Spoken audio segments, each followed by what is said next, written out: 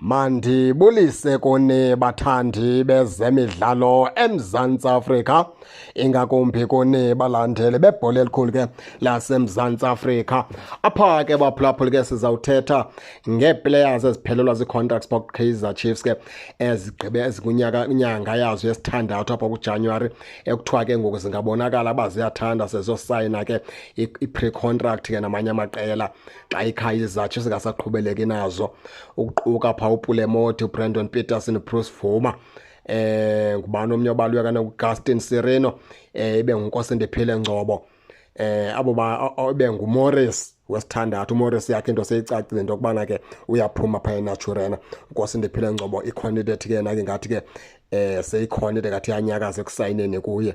Abanye asikeva nto kwangabo, kodwa ndawuthi ukujonga bonke aba ezi players ezibalile ziyadingwa iKaizer Chiefs kule season, ayinokwazi ukuziluza. Inye qha iplayer pha abangayiluza nguMorris yedwa. Nkosindiphi Ngcobo bayamdinga, Brandon Peterson bayamdinga, Bruce Vuma bayamdinga, Augustin Sireno bayamdinga, Pulemote bayamdinga. Zonke zo players kuthiwa ziphelelwe ezi-contracts phaa kuKaizer Chiefs ke bayazidinga. Into ethetha ukuthi ke ingangamampunge layo into yokubana ke ezo players ke ziyabe ziyaphuma phaa ngaphakathi uKaizer Chiefs. Ngeke yenzeke loo nto leyo, bazawuqhubeleka babasayinise qha masekuqala phaa uJanuwari okanye phaa ngoJuni bazobanikeza ezinye ii-contract baqhubeleke badlala abafana abadala. Andiqondi into yokubana ukhona omnye umdlali phaa ongaphuma kwabadlali babaluleke.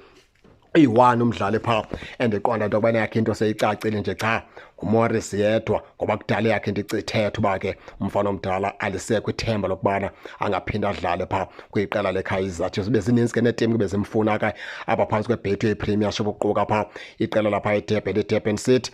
Kudala lemfuna belikhowutshwa phaa ke nguGavin Hunt. Kudala ke efunwa phaa umfana omdala ngamandla uMorris ke linkqonkqozo laqela iKaizer Chiefs kanti sinike lo mfana nesiwelele sike sakhala naso sithi noko siyamfuna lo mfana akazoduntsuza apha. Kunto ethetha ukuthi ke eyakhe into nje uMorris iyacaca into yokubana akazubuya Kaizer Chiefs phaa ngoJanuwari. Yena ke ndiqinisekileyo ngayo uba uyawuphuma, kodwa aba qala phaa uPulemote ukuya phaa ke nguNkosindiphi Ngcobo, ukuya phaa Augustin Sireno, ukuya phaa ke kule ndodanyana mandivele ndikubalele nje mphulaphula, ngeke aphume uPulemote, akazuhamba njengoba ibaliwe kule list. Ngeke ahambe, iKaizer Chiefs izawubasayinisa abantu because iyabadinga idlala okokuqala iCAF, iphinde naselegini iyafuna uhlala phaa kulaa position number 2 number 1.